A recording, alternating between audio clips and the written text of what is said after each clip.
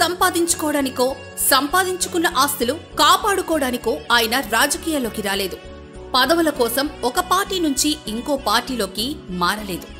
జెడ్పీటీసీగా ఉన్నప్పుడు ఆ ప్రాంతంలో మౌలిక సదుపాయాలు కల్పించి ఆ ప్రాంతాన్ని అభివృద్ధి చేస్తూ అదే బాటలో ఉన్నప్పుడు ఎంపీపీగా కూడా ఆయన ప్రజలకు సేవ చేశాడు. 2023 నుంచి ఇప్పటి వరకు పార్టీ ఆర్గనైజింగ్ సెక్రటరీగా పనిచేసి నారా చంద్రబాబు నాయుడు గారి మన్ననలు పొందినారు. కోవిడ్ సమయంలో ఎన్నో సేవా కార్యక్రమాలు ప్రజలకు అందించారు.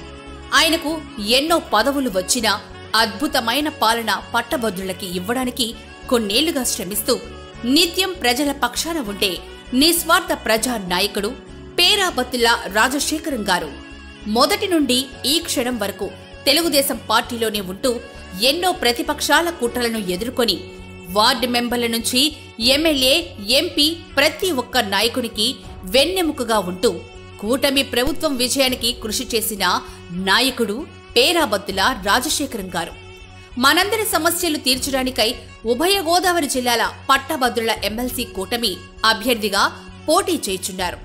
మీ మొదటి ప్రాధాన్యత ఓటు 1 రాజశేఖరం గారిపై 1 రాసి పరిష్కరించే గొంతుకను గెలిపించండి.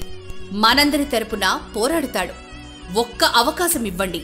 నిలకడలేని రాజకీయాలు కాదు, నిలిచిపోయే రాజకీయాలు చేసి చూపిస్తాడు.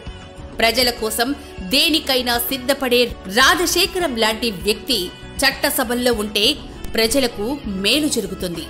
అన్ని విషయాలపైన అవగాహన, పోరాట పటిమ గల వ్యక్తికి మన చేతిలో ఉన్న ఓటు అనే ఆయుధమిచ్చి రాజశేఖరం గారిని బలపరిచి ఎమ్మెల్సీగా ఎన్నుకొని భావితరాలకు బంగారు బాటలు వేద్దాం.